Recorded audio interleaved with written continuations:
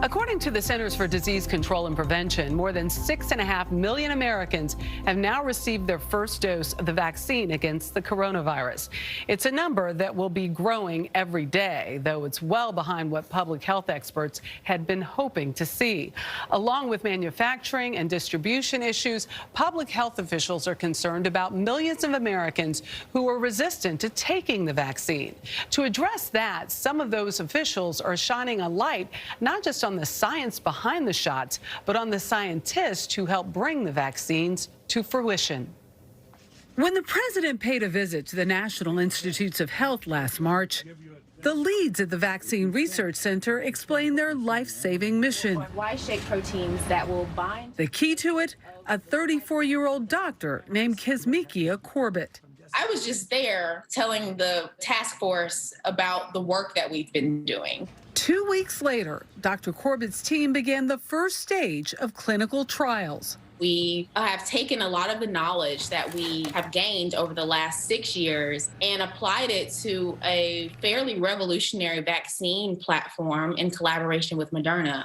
That vaccine rolled out within 10 months. The vaccine teaches the body how to fend off a virus because it teaches the body how to look for the virus. By basically just showing the body the spike protein of the virus, the body then says, oh, we've seen this protein before. Let's go fight against it. That's how it works. For a lot of people, seeing you as the person who is part of this process, there's a trust factor. To be honest, I didn't realize the level of impact that my visibility might have. I do my work because I love my work. Dr. Corbett's interest in science began at an early age, but one opportunity made a key difference. She attended the University of Maryland, Baltimore County as a Meyerhoff Scholar, an aggressive program that mentors minorities and women in science. Graduates include Surgeon General Jerome Adams. Was she someone who's going to make it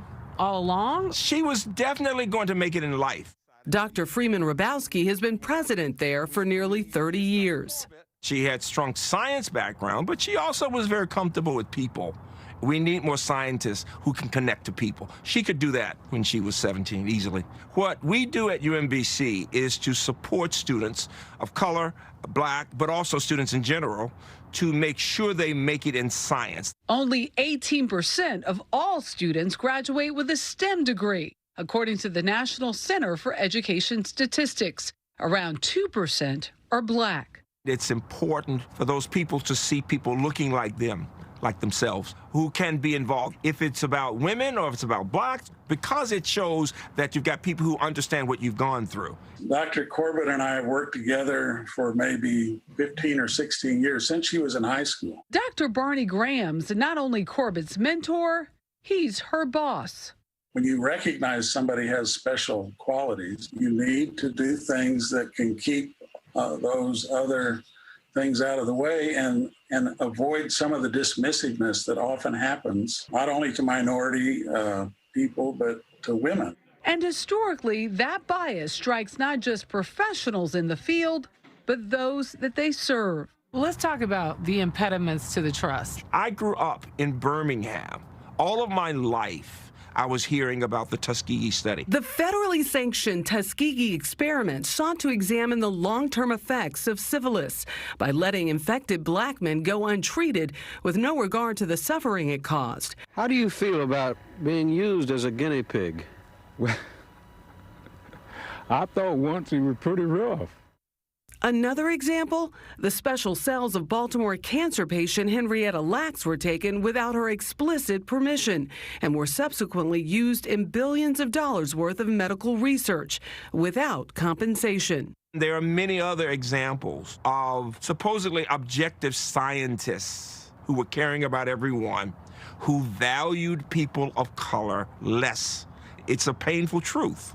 And this is what's significant. When I say Kizzmekia Corbett is from a small town in North Carolina, a young woman of faith who understands the socio-cultural issues that we face, who knows what racism means, she gets all of that. What's your message to people who are hesitant to take this vaccine? Number one is that I get it. Number two is that to really take advantage of the level of transparency that we are attempting.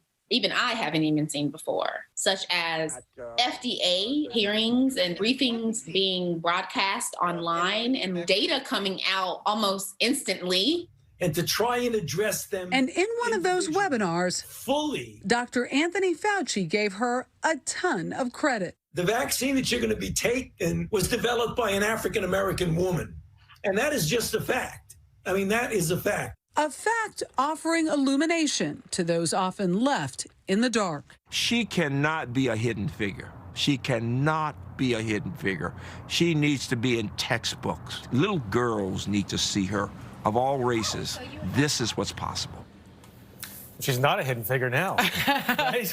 Yeah, no, she's not. And it's just, it is a testament to the work of Dr. Hrabowski and others like Dr. Graham, her boss, right, who pushed and also moved out barriers in her way. So she could have that opportunity. Yeah, and look at all of us benefiting now from it. I was gonna say, the only way you can undo all those years of damage is to start right now and start moving those to the side, put her in the forefront and try to change minds. Yeah, and there are others out there just like her, of all races. Great We want to story. give them all a big round of applause. Okay, good stuff, Michelle.